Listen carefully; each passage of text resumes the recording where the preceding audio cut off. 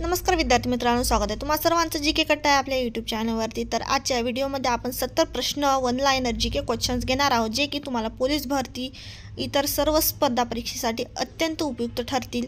One liner जी के question आपण पहिला प्रश्न आपण पाहणार आहोत। तर पहिला प्रश्न आहे, महाराष्ट्रातील सर्वाधिक अंतर धावणारी रेल्वे कोणती?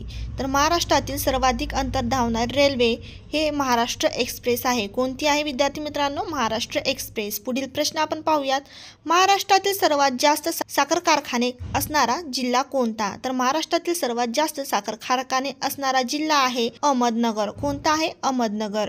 पुढील प्रश्न आपण पाहणार आहोत, महाराष्ट्रातील सर्वाधिक मोठी नदी कोणती? तर महाराष्ट्रातील सर्वात मोठी नदी आहे गोदावरी नदी।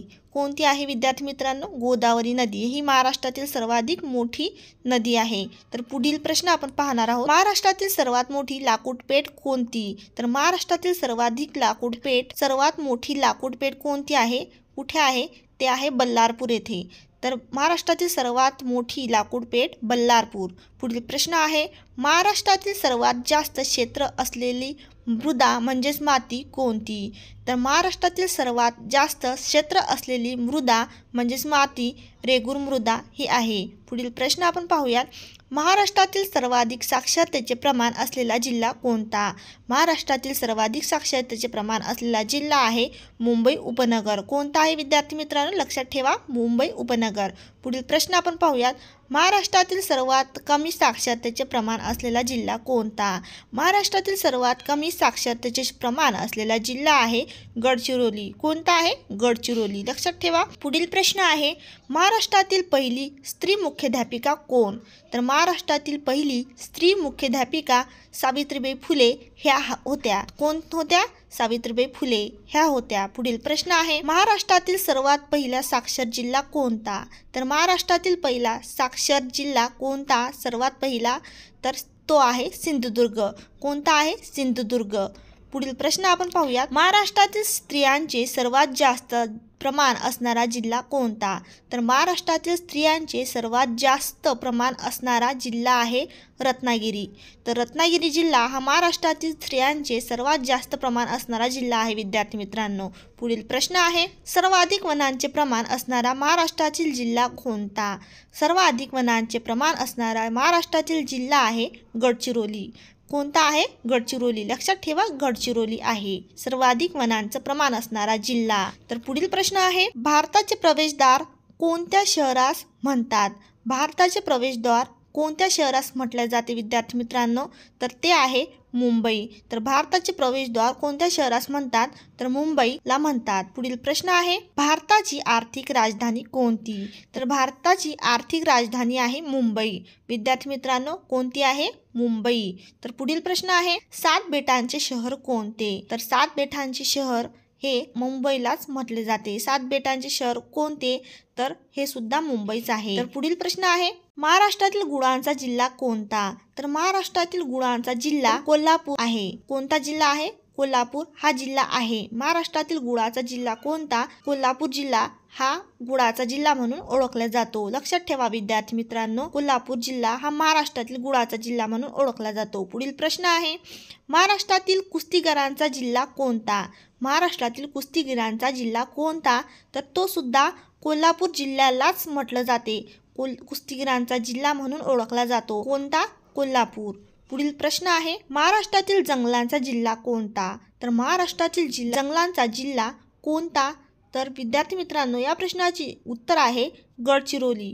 गडचिरोलीला सर्वात जास्त वनांचा जिल्हा सुद्धा म्हटले जाते आणि जंगलांचा जिल्हा सुद्धा म्हटले जाते। पुढील प्रश्न आहे, अजिंठा लेण्याचे प्रवेशद्वार कोणत्या शहरास म्हणतात?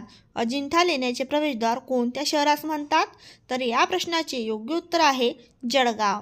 जळगाव या जिल्ह्याला अजिंठा लेण्याचे प्रवेशद्वार असे म्हटले जाते। पुढील प्रश्न आहे, महाराष्ट्रातील संत्र्यांचा जिल्हा कोणता? तर महाराष्ट्रातील संत्र्यांचा जिल्हा नागपूर या जिल्ह्याला संत्र्यांचा जिल्हा म्हणून ओळखला जातो। कोणता जिल्हा? नागपूर। लक्षात ठेवा, नागपूर जिल्ह्याला महाराष्ट्रातील संत्र्यांचा जिल्हा म्हणून ओळखले जाते। पुढील प्रश्न आहे, महाराष्ट्रातील संस्कृत कवींचा जिल्हा कोणता? तर महाराष्ट्रातील संस्कृत कवींचा जिल्हा आहे नांदेड। महाराष्ट्रातील संस्कृत कवींचा जिल्हा कोणता आहे? नांदेड आहे। लक्षात ठेवा, नांदेड महाराष्ट्रातील संस्कृत कवींचा जिल्हा म्हणून ओळखले जाते. पुढील प्रश्न आहे, मुंबईचा परसबाग कोणत्या शहरास म्हणतात? तर मुंबईचा परसबाग नाशिक शहरास म्हणतात. मुंबईचा परसबाग कोणत्या शहरास म्हणतात? तर नाशिक या शहरास म्हटले जाते. विद्यार्थी मित्रांनो लक्षात ठेवा. पुढील प्रश्न आहे, भारताची राजधानी कोणती? अतिशय सोपा प्रश्न विचारला जातो. तर तुम्हाला येत असेल तर कमेंट करून सुद्धा सांगू शकता तुम्ही. भारताची राजधानी कोणती? तर भारताची राजधानी ही दिल्ली आहे. कोणती आहे?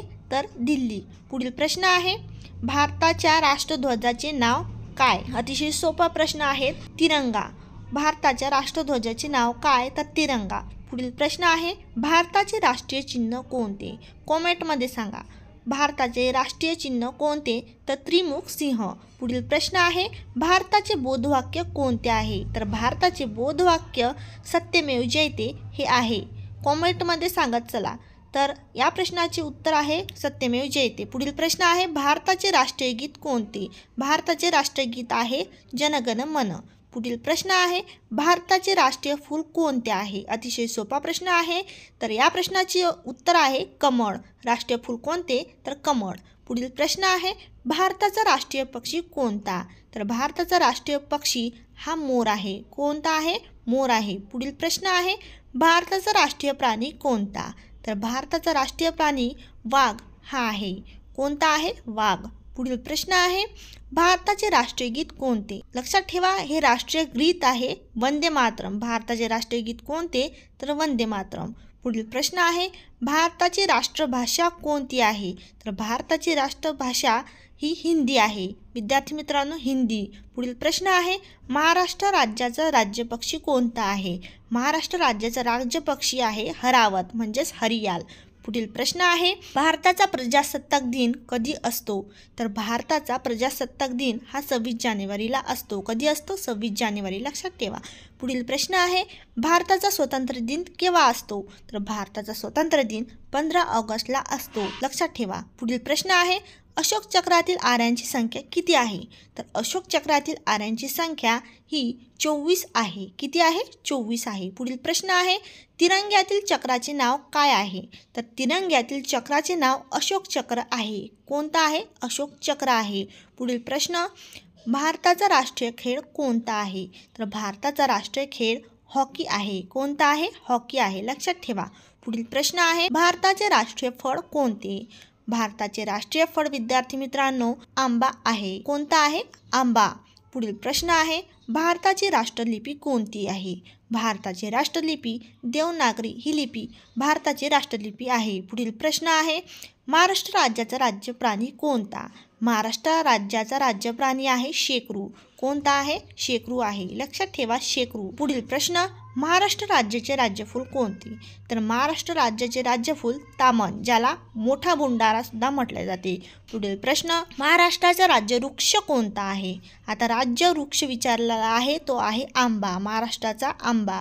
पुढील प्रश्न आहे, महाराष्ट्राची राज्यभाषा कोणती? तर महाराष्ट्राची राज्यभाषा विचारलेली आहे विद्यार्थी मित्रांनो आणि राज्यभाषा आहे मराठी. पुढील प्रश्न आहे, महाराष्ट्र राज्याची राजधानी कोणती आहे? तर महाराष्ट्र राज्याची राजधानी आहे मुंबई आणि भारताची आहे दिल्ली. पुढील प्रश्न आपण पाहूयात, ज्ञानेश्वर महाराजांचे जन्मगाव कोणते आहे? तर ज्ञानेश्वर महाराजांचे जन्मगाव आहे आपेगाव. कोणते आहे? आपेगाव. लक्षात ठेवा. पुढील प्रश्न आहे, इंद्राच्या नगरीचे नाव काय आहे? तर इंद्राच्या नगरीचे नाव आहे अमरावती. कोणते आहे? अमरावती. इंद्राच्या नगरीचे नाव. पुढील प्रश्न आहे, पेशव्यांची राजधानी कोणती? तर पेशव्यांची राजधानी आहे पुणे. कोणती आहे? पुणे. पुढील प्रश्न आहे, बीबी का मकबरा कुठे आहे? तर विद्यार्थी मित्रांनो, बीबी का मकबरा हे छत्रपती संभाजीनगरला आहे. कोणता आहे? छत्रपती संभाजीनगर. पुढील प्रश्न आहे, खंडोबा मंदिर कुठे आहे? खंडोबा मंदिर हे जेजुरीला आहे. कुठं आहे? जेजुरी. पुढील प्रश्न आपण पाहूयात, विठ्ठल मंदिर कुठे आहे? तर विद्यार्थी मित्रांनो, विठ्ठल मंदिर हे पंढरपूरला आहे. कुठं आहे? तर पंढरपूर. पुढील प्रश्न, महाराष्ट्रातील प्रमुख कुस्ती केंद्र कोणते? तर महाराष्ट्रातील प्रमुख कुस्ती केंद्र आहे कोल्हापूर. पुढील प्रश्न, कोयना धरणाचे दुसरे नाव काय आहे? तर कोयना धरणाचे दुसरे नाव आहे शिवाजी सागर. कोणते आहे? शिवाजी सागर. पुढील प्रश्न आपण पाहूयात, जायकवाडी धरणाचे दुसरे नाव काय आहे? तर जायकवाडी धरणाचे दुसरे नाव आहे नाथसागर. लक्षात ठेवा, नाथसागर हे जायकवाडी धरणाचे दुसरे नाव आहे. पुढील प्रश्न, महाराष्ट्रातील कमी जंगले असणारा विभाग कोणता आहे? तर महाराष्ट्रातील कमी जंगले असणारा विभाग आहे मराठवाडा. पुढील प्रश्न आपण पाहूयात, रंगीत लाकडी खेळणीसाठी महाराष्ट्रातील प्रसिद्ध ठिकाण कोणते? तर रंगीत लाकडी खेळणीसाठी महाराष्ट्रातील प्रसिद्ध ठिकाण आहे सावंतवाडी. कोणतं आहे? सावंतवाडी. पुढील प्रश्न, जिजामातेचे जन्म ठिकाण कोणते? तर जिजामातेचे जन्म ठिकाण आहे सिंदखेड राजा. पुढील प्रश्न, तुकाराम महाराजांचे जन्म ठिकाण कोणते? तर तुकाराम महाराजांचे जन्म ठिकाण हे देहू आहे. पुढील प्रश्न, शिवरायांचे समाधीस्थळ कोणते? तर शिवरायांचे जे समाधीस्थळ आहे ते आहे रायगडला. कोणतं आहे? कुठं आहे? रायगडला. पुढील प्रश्न, आदिलशाहीची राजधानी कोणती? तर आदिलशाहीची राजधानी होती विजापूर. पुढील प्रश्न, महाराष्ट्रातील सर्वात वेगवान रेल्वे कोणती? तर महाराष्ट्रातील सर्वात वेगवान रेल्वे शताब्दी एक्सप्रेस हे होती. कोणती होती? शताब्दी एक्सप्रेस. पुढील प्रश्न, महाराष्ट्रातील सर्वात कमी पावसाचा जिल्हा कोणता? तर महाराष्ट्रातील सर्वात कमी पावसाचा जिल्हा कोणता? सोलापूर आहे. कोणता आहे? सोलापूर. सर्वात कमी पावसाचा जिल्हा आणि सर्वाधिक पावसाचं ठिकाण आहे आंबोली. कोणता आहे? आंबोली. पुढील प्रश्न, महाराष्ट्रातील सर्वाधिक तापमान असणारा जिल्हा कोणता? तर महाराष्ट्रातील सर्वाधिक तापमान असणारा जिल्हा आहे चंद्रपूर. पुढील प्रश्न, महाराष्ट्रातील सर्वाधिक किनारपट्टी असलेला जिल्हा कोणता? तर महाराष्ट्रातील सर्वाधिक किनारपट्टी लाभलेला जिल्हा आहे रत्नागिरी. विद्यार्थी मित्रांनो, लक्षात ठेवा, रत्नागिरी. पुढील प्रश्न, महाराष्ट्राचे पहिले राज्यपाल कोण होते? तर विद्यार्थी मित्रांनो, महाराष्ट्राचे पहिले राज्यपाल होते श्री प्रकाश.